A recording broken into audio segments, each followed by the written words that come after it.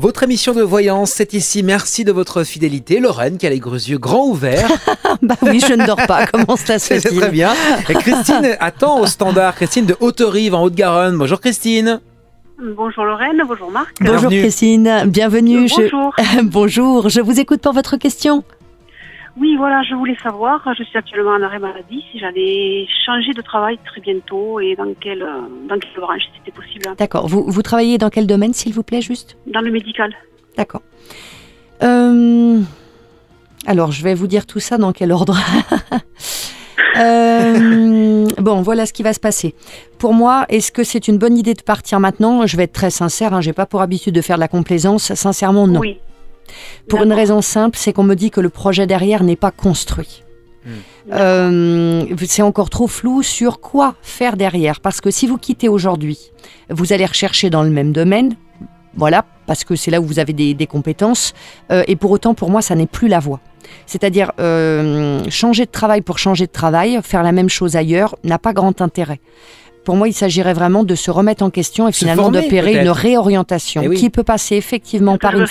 Voilà. Oui. Qui peut effectivement passer effectivement par une formation sans aucun problème.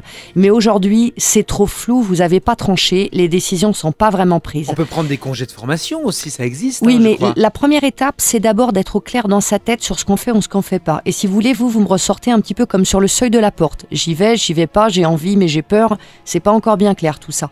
Donc vous risquez de vous prendre les pieds dans le tapis. Donc très sincèrement, j'ai envie de vous dire, cette année 2018 doit vous servir à construire votre projet, à mûrir tout ça, à le vraiment, vous voyez.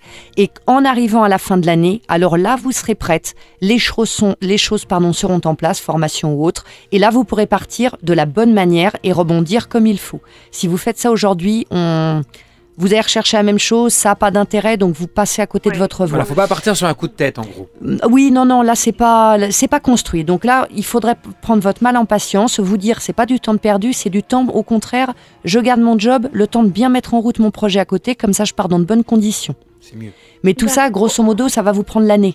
Hein. Alors, le temps, voyant, c'est le plus dur à définir, mais grosso modo, c'est ça. Deuxième chose, vous êtes pour moi quelqu'un qui avait une très, très grande sensibilité, des aptitudes même spirituelles. Pour moi, il y a des aptitudes qui sont là, dans l'écoute, la réceptivité de messages, etc. Il y a une très grande écoute spirituelle. Je pense que vous avez d'ailleurs plusieurs guides qui vous accompagnent. Est-ce que vous en êtes déjà conscient de ça? Oui, tout à fait. Okay. Ah oui.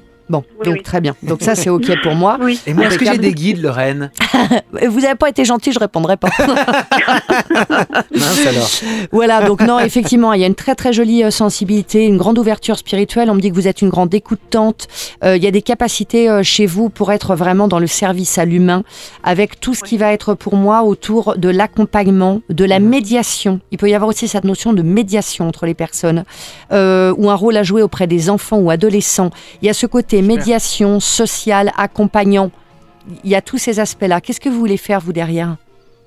En fait, voilà, peut-être me rapprocher d'un métier avec les enfants, justement, avec les ados, enfants, ou je sais pas trop. Oui, mais en tout cas, ça me parle tout. Oui, mais on est d'accord, c'est pas pour faire de la garde. Il y aurait un côté peut-être ou social ou pédagogique ou quelque chose comme ça. Plutôt accompagnement, oui, plutôt accompagnement, les aider, je sais pas. C'est vrai que c'est fou. Ok, mais cherchez effectivement dans cette direction-là. Retenez bien ce que je vous ai dit dans ce futur métier. Oui. Ah oui, important, je peux pas oublier ça. Ce qui va être important, c'est effectivement d'exploiter ces capacités finalement spirituelles finalement que vous avez, ces capacités humaines, cette intuition, etc. Et être au service des autres et dans l'accompagnement et la médiation par rapport aux autres. Mais le critère d'indépendance est très important pour moi. C'est-à-dire dans votre futur job, il vous sera très très très important pour vous d'être totalement indépendante.